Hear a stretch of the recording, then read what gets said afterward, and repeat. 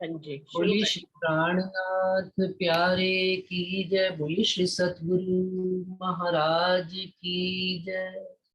प्रणाम जी। हक महबूब के भूषण, प्रकरण 18 सुंदर सा जी प्रारंभ हो रहा है। भूषण शब्दातीत के क्यों इत वर्णन होए। शोभारश स्वरूप की इत कबहू न बोलिया क्यों ये। सुंदर साजी राजी महाराज ने ऐसा शोभा श्रृंगार मैं मुझे लगता है कभी ध्यान से पढ़ा ही नहीं। और अब जो श्रृंगार राजी महाराज की मेहर और कृपा से और सब सुंदर साथ की मेहर और कृपा से पढ़ रहे हैं, मंथन कर रहे हैं, तो एक चीज की इतनी खुशी होती है कि इंद्रावती जी ने कितना मतलब एक सिस्टमैटिकली कितनी जुगत बनाकर श्रृंगार का वर्णन किया है। मुखमंडल का, बागा वस्त्र का, देखिए एक एक चीज पहनाते चल रहे हैं साथ साथ।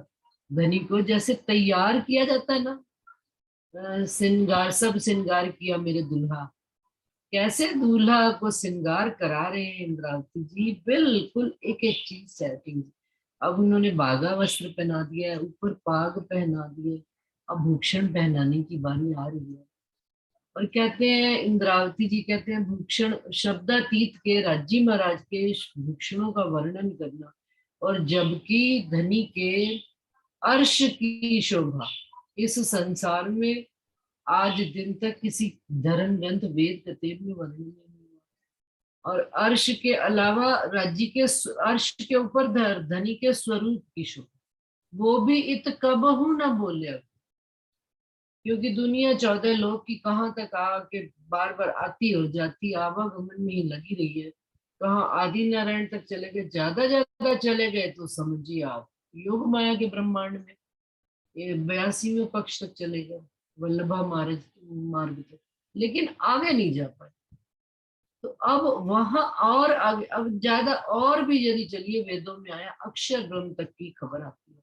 अक्षर ब्रह्म को ही दुनिया ने पूर्ण ब्रह्म समझा हुआ। ये धनी ने अपनी संसार की शोभा सारी उनको दी हुई है, अक्षर ब्रह्म को अपने सतन को उन्होंने दी हुई और वही उनकी शोभा सारी ले रहे हैं। लेकिन अब आप जब धामधनी अक्षरातीत इस संसार में आ रहे हैं, अक्षर ब्रह्म के भी वो पूर्ण पार ब्रह्म स्वरूप है राज्य महाराज, और हम रूहों के तो स्वभाव है ही से।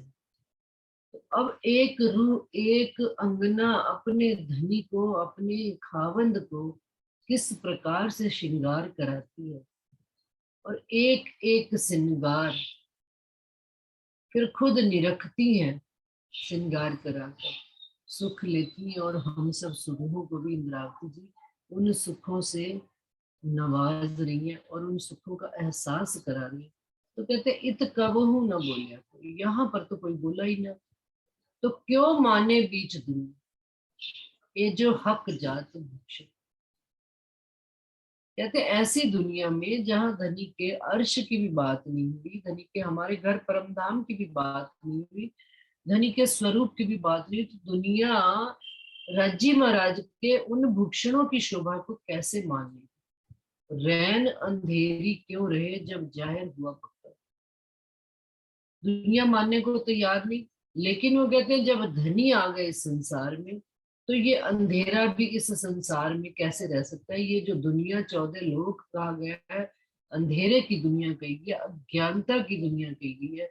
अब जब यहाँ पर धनी जाहिर हो गए तो बक्का दिन हो गया, दिन निकल आया, बिल्कुल सूर्य तपता तपती दोपहरी निकल आई। तपती दोपहरी में कैसा होता है सूर्य, सूर्य अपनी पूर्ण आभा पूर्ण शोभा हम उससे नजर भी नहीं मिला सकते।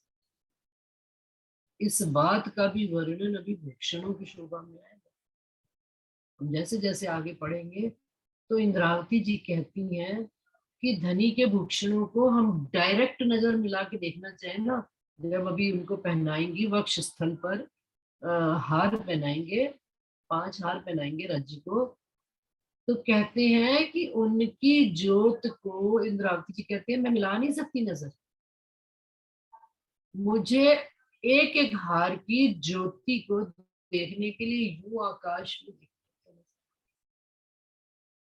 और वहां से मैं देखती हूँ आकाश में जब नूर, जब धनी के हारों की शोभा और ज्योत उठ उठ कर आकाश की ओर जाती है, तो वहां पर मुझे ये पता लगता है कि भाई पहला ये हीरे के हार की रोशनाई ऊपर जा रही, फिर क्या नाम माणिक की जा रही है लाल, फिर मोती की जा रही है, फिर बीच में नीलवी की आ रही है, और फिर लसनिया की आ रही है। ऐसे एक एक तो कहते हैं ऊपर ऊपर आकाश में जाकर वो जब ज्योति जाती है तो मुझे पता लगता है। और फिर जब वो जंग करते हैं आपस में, और जब मैं नीचे राज्य के वक्ष स्थल पर इंद्रावती जी कहते हैं मैं देखती हूँ, तो कैसा होता है कि एक हार ही दिखता है।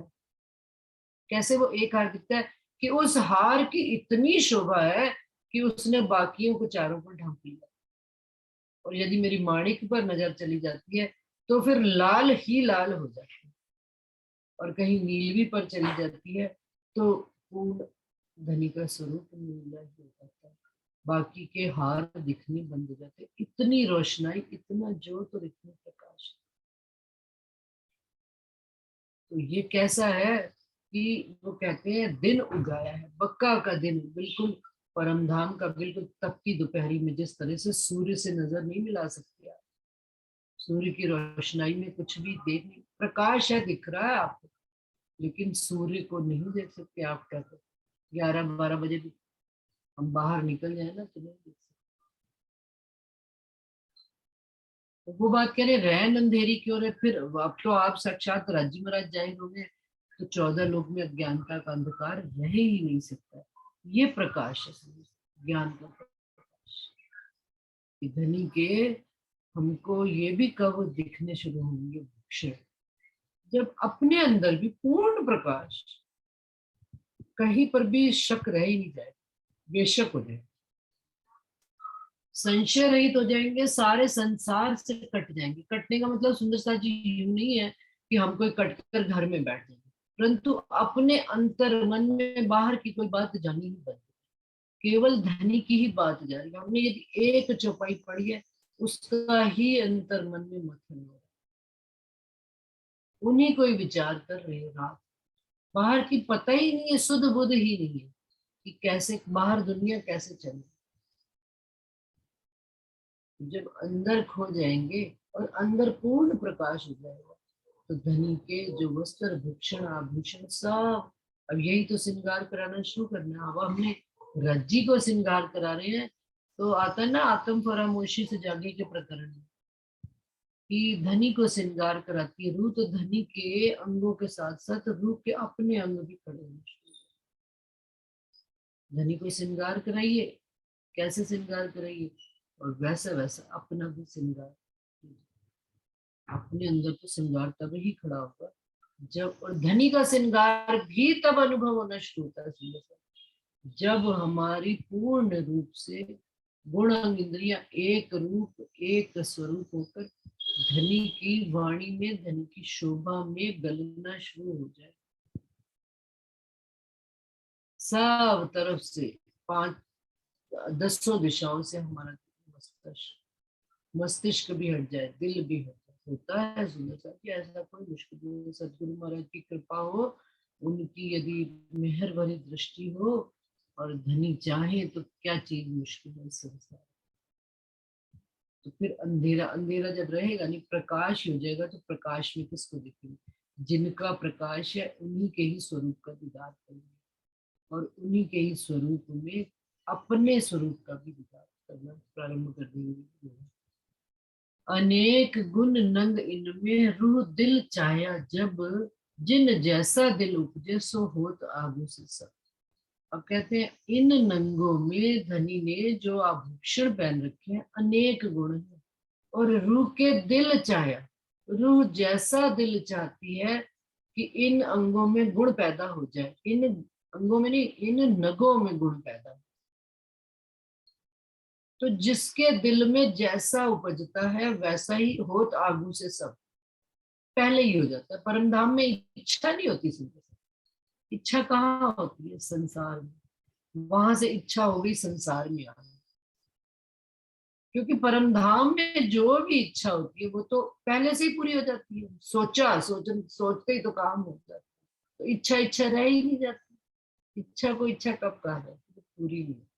मन में एक कशिश सी रहती, मन में एक अ, खिंचाव सा रहेगी, मन में एक टीस सी रहेगी। जैसे टीस आती है मन में, धनी सब कर आपके स्वरूप की दीदारी कब आओगे, वो टीस लगी रहे।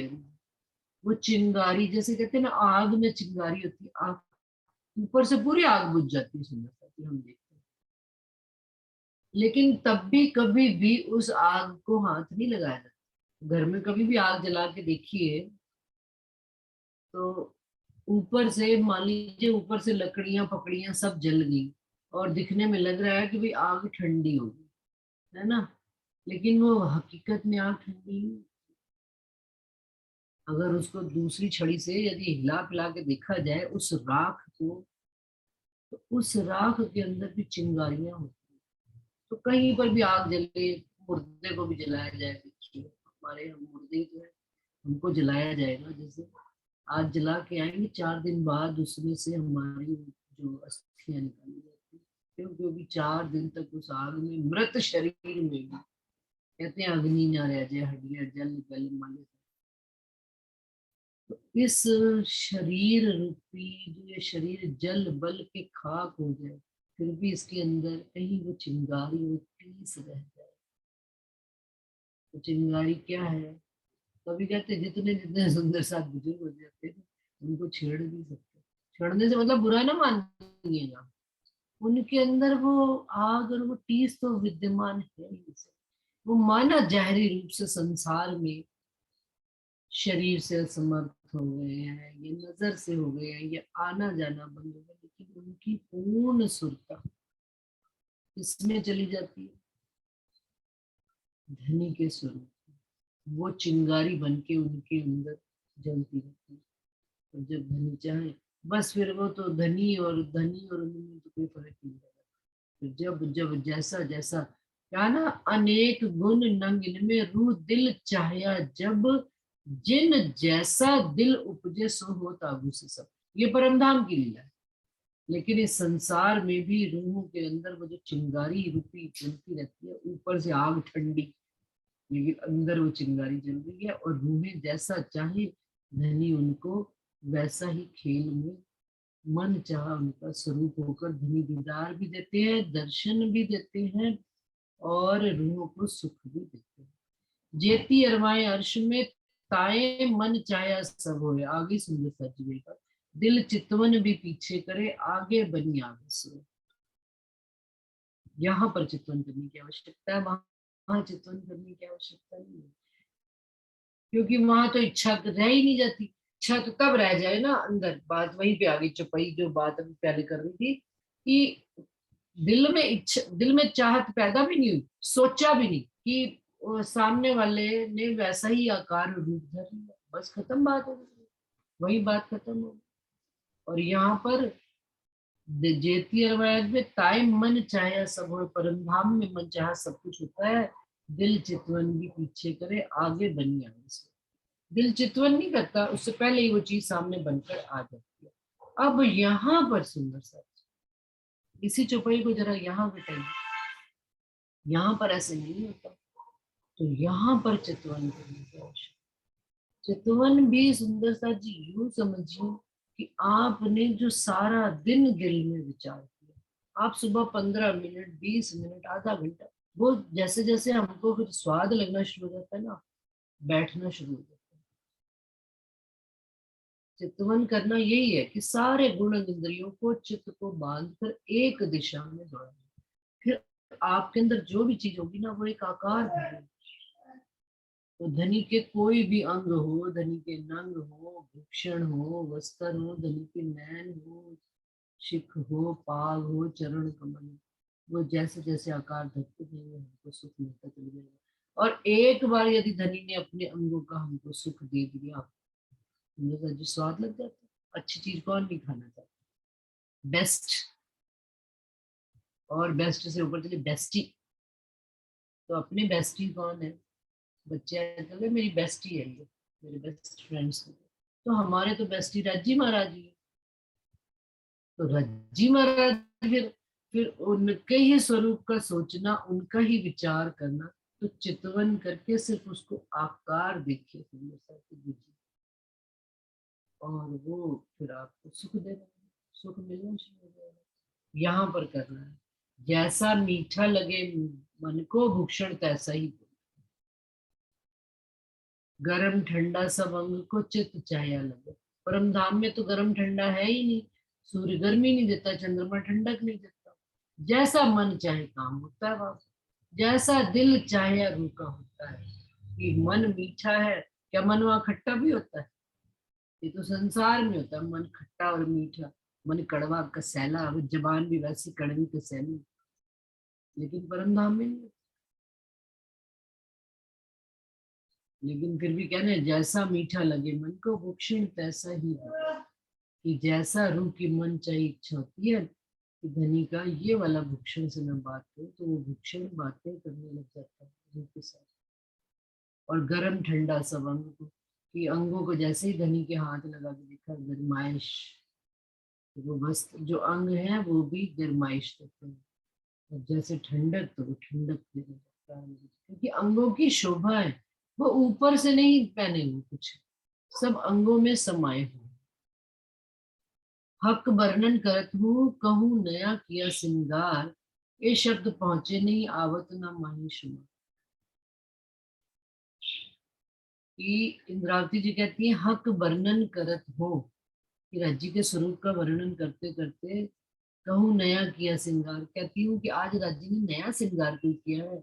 लेकिन जब तक मैं वर्णन करना प्रारंभ करती हूँ, ये शब्द वहां तक जब तक पहुंचे तब तक क्या है धनी, आवत न माहे शुमार। शब्दों में आ भी नहीं पाता कि धनी का श्रृंगार अगले पर रूह देखती है बदल। ये भी तो शोभा रूह की है, रूह ही देख सकती है और तो कोई नहीं देख सकता। ये हमारे ही वास्ते धनी ने किया है। वस्त्र और भूषण ए हक अंग का नूर, सो निमक न जुदा हो गई जो सूरज संग जल। जैसे सूरज के साथ सूरज की किरणें हैं, हम रूहें हैं, ऐसे ही धनी के वस्त्र और भूषण भी धनी के अंगों की ही शोभा है। सागर और सागर की लहरें है, फूल और फूल की खुशबू है।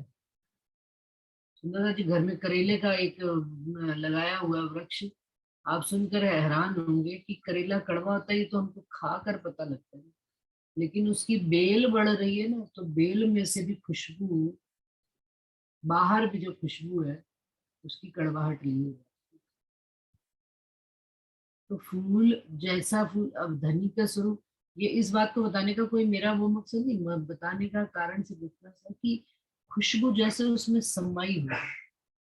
जैसे गुलाब का फूल है, कोई भी चमेली का फूल है जो खुशबू देते हैं फूल, आप उसके आस पास भी गुजर जाइए, ऊपर नीचे कहीं पर भी वो फूल लगे होंगे आपके घर के आस पड़ोस में भी लगे होंगे, उनकी खुशबू कहाँ आ जाती है?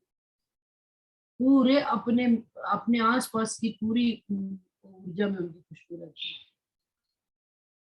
तो ऐसे ही धनी की शोभा का वर्णन आ रहा है कि उनसे निमक भी जुदा नहीं हो सकते। उनके वस्त्रों में भी पीछे पड़ा था कि सुगंधी छोड़ रहे हैं धनी। क्यों सुगंधी कैसे छोड़े? वस्त्र थोड़े सुगंधी, यहाँ तो सुगंधी लगानी पड़ती है, यहाँ तो हमको परफ्यूम भी लगाना पड़ता है, डीओ भी लगाना पड़ता है, लेकिन वहां नहीं लगा। क्यों? क्योंकि धनी के स्वरूप में ही वो शोभा है, वो सुगंधी। तो वो वस्त्रों में भी वो सुगंधी लहरें, सुगंधी की लहरें आ रही। मोहम्मद साहब के यारों ने पूछा था ना कि अरे भाई तुमने अगर अल्लाह ताला के दीदार किया तो उनके बाल कैसे हैं? तो उन्होंने कहा उनके बाल घुंघराले हैं। तो क्या अच्छा इतने बड़े बड़े घुंघराले बाल है? मजाक, जोक किया था, जोक शब्द आता। तो फिर इतने बड़े बड़े बालों में वो तेल भी लगाते थे? हाँ बिल्कुल लगाते थे। इतने हिना की खुशबू है। ये केवल हमको गवाही के रूप में मिलते हैं, लेकिन इतने ही ना तो उनके हर अंग से ही आती है सुगंधी। सुगंधी वहां का गुण है परम धाम का। ऐसे ही वो कहते हैं गुणों अंगों नगों की भी शोभा है कि रूहे सो निमक न जुदा हो वही जो सूरज संग जमी। वस्त्र और भूषण धनी के अंगों में समाये हुए अंगों की सुंदरता और शोभा। इन जिमी आशिक क्यों रहे बिना किए अपनो आहार। खाना पीना यही आशिकों अर्श रूह यही आधार। अब वहां पर परम धाम इन जिमी आशिक क्यों रहे, यहाँ पर बात चल कि यहाँ पर हम आशिक कैसे रहे। यदि हम अपने आप को आशिक कहते हैं धनी के धनी को हमने जो जाना और हमारा खान पान क्या है, ये रोटी सब्जी तो खाना है। धनी के स्वरूप का दीदार और धनी को निरखना, यही नेत्रों से पीना। तो कहते हैं यही आहार है। आहार कैसे मैं रूहों को दूं? तो धनी के वस्त्र और भूषण भी जो है जब हम देखते हैं तो हमारे नैन तृप्त हो जाते, हमारी नासिका उस सुगंधी को लेकर फिर कोई और सुगंधी लेना नहीं चाहिए। श्रवण ध्वनि की उन घुंघरी की आवाजों को सुनकर बस फिर और कुछ कोई और आवाज सुनना ही नहीं चाहिए। खाना पीना यही हमारा खाना, धनी के स्वरूप को देखना, धनी के स्वरूप से बातें करना और उनको रिझाना और उनसे रिझाना। और ये सुंदर सा जी देखिए कह तो दिया हम आशिकों का आहार है, लेकिन हकीकत में देखा जाए ना पीछे छिपी बात में धनी हमको ही रिझाए। ऐसा उन्होंने शोभा सुंदरता वाला श्रृंगार किया हुआ है। और पल में जो अभी ऊपर चौपाई पड़ी कि पल में श्रृंगार बदल जाता है, जब तक इंद्रावती जी उसका वर्णन करे तो ये कौन कर रहा है? ये धनी हम रूहों को रिझाने के वास्ते ही तो ये उन्होंने ये श्रृंगार का वर्णन किया। अर्श रूहों यही आधार, हम रूहों का आधार, नींव धनी का स्वरूप। धनी के स्वरूप को निहारना। अभी वो कल सुन रही थी ब्रह्म कुमारियों की वो आती ना शिवानी, वो 2-2 मिनट के अपने वो डाल देते हैं। तो उसमें लिख रहे थे मेरे से नहीं होता, मेरे से वो नेगेटिविटी को लेंगे अंदर तो नेगेटिविटी आएगी, लेकिन पॉजिटिविटी को लेंगे आप जिसका संग करते हैं। हमने किसका संग किया सुंदर साहब? रज्जी का संग। जब हमने उनके पॉजिटिव स्वरूप का संग किया तो उन्हीं का विचार, उन्हीं की शोभा, उन्हीं का श्रृंगार और उन्हीं को सोचना, उन्हीं को विचारना, तो हमारी चाल ऑटोमेटिकली हमारी रहनी सुधर जाएगी। हमें कर सुधारनी नहीं पड़ेगी, हमें कुछ उसके लिए एफर्ट नहीं डालना पड़ेगा, ऊपर से एफर्ट डालना पड़ता है किसी काम को करने के लिए। भाई कह रहे हैं ये काम स्पेशल आया आज मेरे जिम्मे में तो मुझे इसमें एफर्ट डालना पड़ेगा। नहीं, यहाँ एफर्ट डालना ही नहीं। क्यों डालना है एफर्ट? वो तो जबरदस्ती का काम होगा। यहाँ पे ऑटोमेटिकली जब हम जिनका सोच रहे हैं, जिनका विचार कर रहे हैं, जिनकी वर्णन कर रहे हैं, जिनकी बातें कर रहे हैं, उन्हीं की बातें तो बाकी बातें कुछ और सोचिए। अपने आप देखिए आप, सब काम स्वतः शरीर से भी होते चले जाते। कल से बात एक अटकी हुई थी, कहीं वो पढ़ा था, ये पाग का पढ़ रही थी। चौकड़ी अटकी रही, चौकड़ी चौकड़ी चौकड़ी चौकड़ी कैसे बनती है मस्तक पे। जब तक वो उस बात को ही विचार करते करते कल सारा दिन रात, चौकड़ी अब सुबह आके खुली। तो कहने का ये बात है कि हम जिनका सोच रहे हैं, विचार कर रहे हैं, फिर बाकी की बातें तो और फिर वो फिर शरीर से कर्तव्य होते चले जाए कि भाई जाना है बाजार से सामान लाना है, ये लाना है, वो लाना है, लेकिन अंतर मन में क्या चल रहा है, अंतःस्करण में क्या चल रहा है, और नींव में क्या है? तो अर्श रूह यही आधार, धनी का ही स्वरूप है। पहले प्रकाश हिंदुस्तानी में भी उन्होंने ये बात कि धनी ने ब्रज और रास की नींव बांधी है हमारे जीवन में, कि प्रेम से उन्होंने नींव बांधी, तब इमारत खड़ी होगी। ये प्रकाश हिंदुस्तानी में सुंदर साहब ने पढ़ा हो ध्यान से तो, इमारत खड़ी कब होती है? जब नींव मजबूत हो। नींव किसकी बांधी उन्होंने? ब्रज की और रास की, प्रेम से बांधी। प्रेम की नींव के ऊपर उन्होंने मकान खड़ा किया। और धनी का स्वरूप अब हमारा जीवन का आधार है, अमृतों का। सोई कलंगी सोई दुगदुगी, शोभे शोभा शोभे पाग ऊपर, कह कह मुख एता कहे जोत भरी जीवन। इंद्रावती जी कहते हैं वही पाग है जो अभी पीछे वर्णन करते हैं, और वही कलंगी ऊपर लगी हुई है, वही ऊपर दुगदुगी चमक रही है। लेकिन कहते हैं शोभा वर्णन करते करते फिर एक ही बात अंत में रह जाती है कि इतनी ज्योति आ रही है कि जिम्मी से लेकर अंबर तक और अंबर से लेकर जिम्मी तक वो ज्योत आपस में जंग कर। कई विध के सुख ज्योत में और कई सुख सुंदरता, कई सुख तरे सलूकिया, सिफत पहुंचे ना हक। उसकी सलूकियां, उसकी बनावट, उसकी सुंदरता, उसकी शोभा, उसकी नरमाई, कोमलता, कहते हैं हक बका तक वो सिफत पहुंच ही नहीं सकती। मोती की ज्योति क्यों कहूँ इन जुबा के बल्ले, शोभा लेत दो श्रवणों अति सुंदर निर्मल।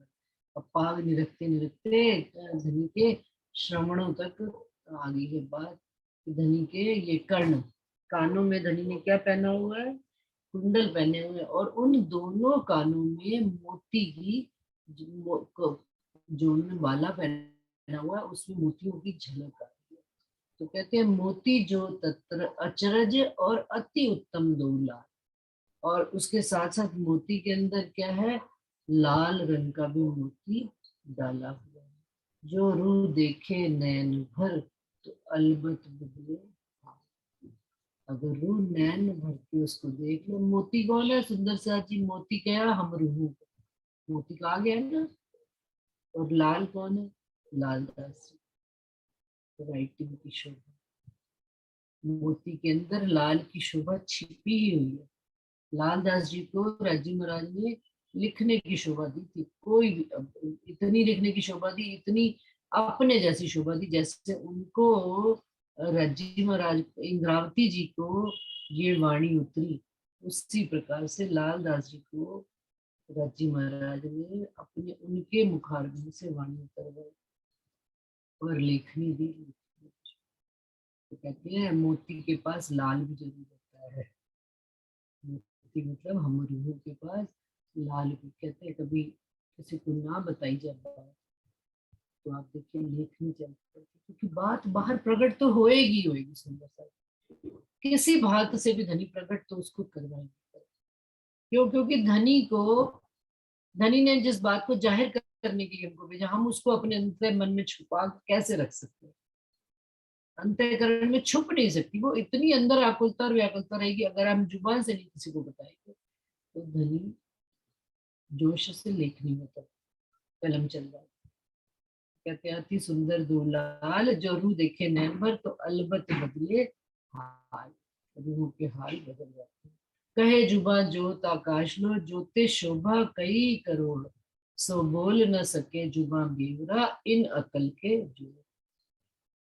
अब जुबा कहती है इंद्रावती जी की एक ज्योति आकाश तक जो जाती है और उसमें अनेक कई करोड़ की जो शोभा लिए हुए है, सो बोल ना सके जुबा इन अकल के जो। यहाँ की 14 तबक की बुद्धि से ये जुबा बोल ही नहीं सकती। ये तो मोती लाल कुंदन वाहिदत खावंद श्रवण, आकाश जिमी भरे जोत जो, तो कहा अचरज है। इसमें क्या अचरज की बात है? इंद्रावती जी कहते हैं कि मोती और लाल की शोभा जो कुंदन में जड़े हुई है, उसकी शोभा कहाँ तक जा रही है? आकाश तक जा रही है। कहते हैं इसमें कोई अचरज की बात नहीं है, क्योंकि वाह दत्त खावन, जो वाह दत्त का सुभान है, मेरा धनी है, उनके श्रवणों की शोभा है, उनके कानों की ये शोभा चल रही है। चोली अंग सुलगरी, और साथ साथ नीचे आते चले जा रहे हैं।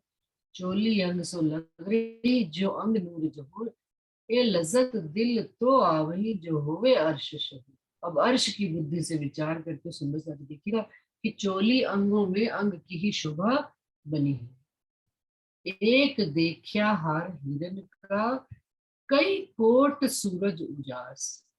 इन उजास तेज बड़ा फर्क, ये सुख शीतल ज्योत मिठास। कहते हैं कि उस चोली के ऊपर जो पहला हार लग रहा है उसका है हीरो का हार, और उसमें से अन्य कई करोड़ सूरज की किरणें निकल रही हैं, परंतु इन उजास तेज बड़ा फर्क। जो हीरे के हार में जो उजाला आ रहा है, कहते हैं वो बड़ा फर्क वाला है। 14 लोग का उजाला उजाला नहीं है यहाँ के, तो उजाले में सूर्य के एक सूरज का उजाला भी वो कहते हैं नहीं देखा जाता, और वहां तो कई करोड़ सूरज की प्रकाश है। और फिर वो प्रकाश क्या है, तेज, तेज होने के बावजूद भी शीतलता दे रहा है और मिठास दे रहा है। हार दूजा माणिक का, दूसरा माणिक का हार लगा हुआ है, जानो उनथे अति शोभा। अब हीरे के हार से भी अधिक किसकी शोभा लग रही है, माणिक के हार की। जब लालक इनकी देखिए जानो और सबे ढंग पाए। तो जब माणिक के हार की शोभा देखती हुई इंद्रावती जी कहते हैं, तो बाकी के हारों की शोभा ढप जाती है, लाल ही लाल। तीसरा हार अंग देखिए अति उज्जवल ज्योति मोती। अब तीसरा हार जो है मोतियों का हार है, जानो सब थे ऊपर यही है रोशन। इन सब हारों से ऊपर मोती भी कोई श्रेष्ठ प्रकार का मोती है। जब हार चौथा देखिए जानो नीलक अति उजास। और उसके बाद आगे चौथा हार को देख रहे हैं, वर्णन करते चले जा रहे हैं कि चौथा हार नीलवी का है, जानो के सरस सब थे ए देत खुशहाली खास। अब सुंदर सा जी एक बात बताइएगा, अभी मैं पहले पांचों हार पढ़ने की पूछती हूँ। हार लसनिया पांचवा, कछुए सुख शोभा और, जानो जोत जिनी आकाश में भराए रही सब ठोर।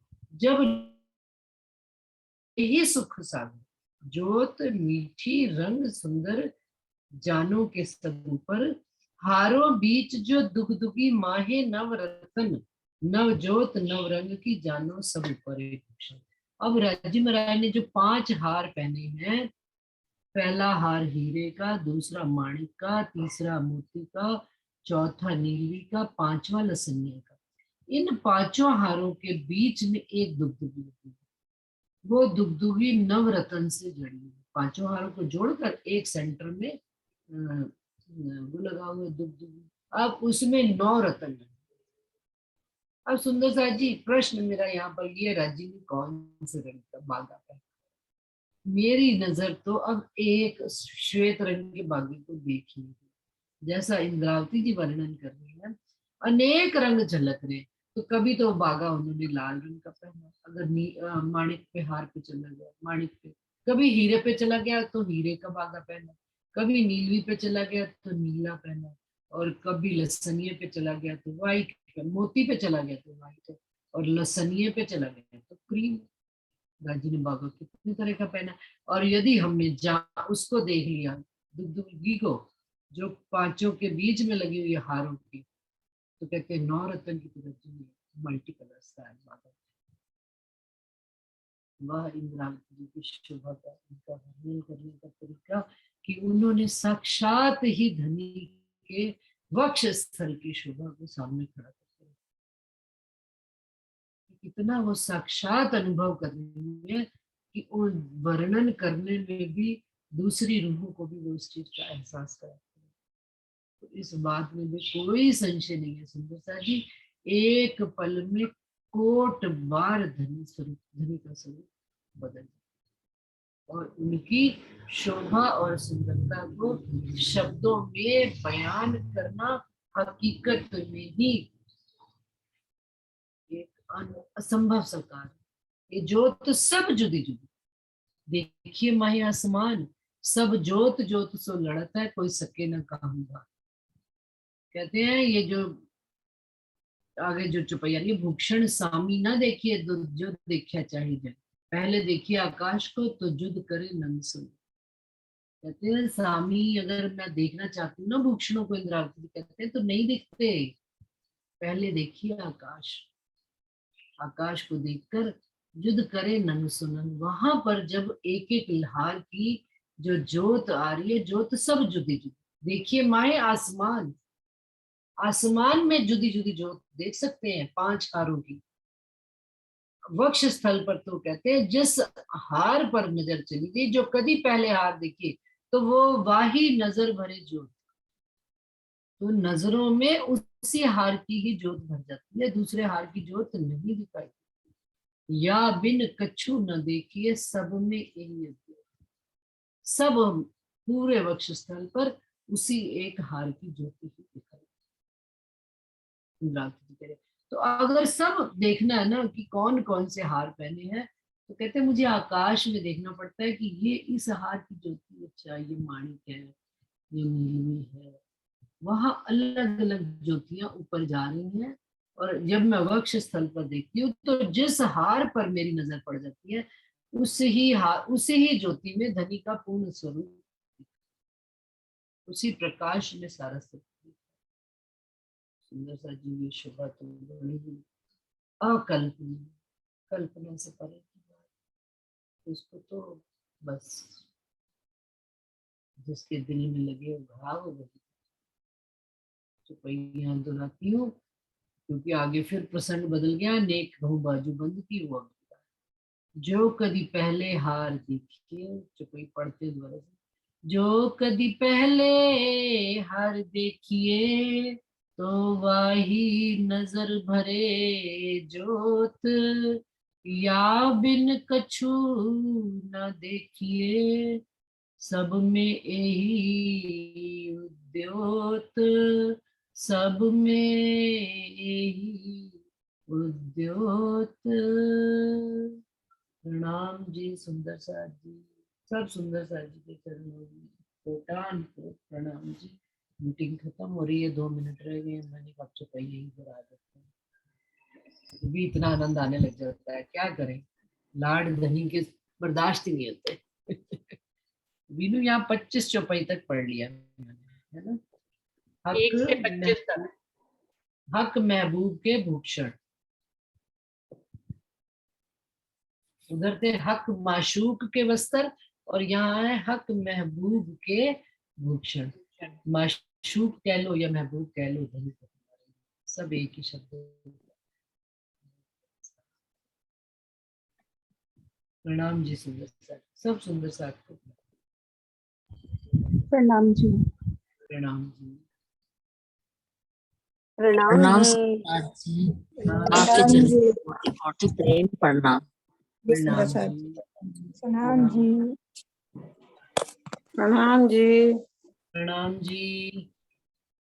प्रणाम जी दीदी, प्रणाम जी। प्रणाम जी गोविंद भाई जी, प्रणाम जी। सब सुंदर साथ को प्रणाम। प्रणाम जी। प्रणाम जी। प्रणाम जी।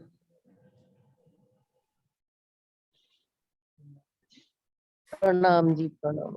प्रणाम जी। सुंदर सा जी, अगले हफ्ते भी क्षमा चाहूंगी क्योंकि आउट ऑफ जयपुर हूँ। अब नेक्स्ट उसके अगले हफ्ते मिलेंगे शनिवार। ये अगला शनिवार इतवार में आउट ऑफ जयपुर रहूंगी, इसलिए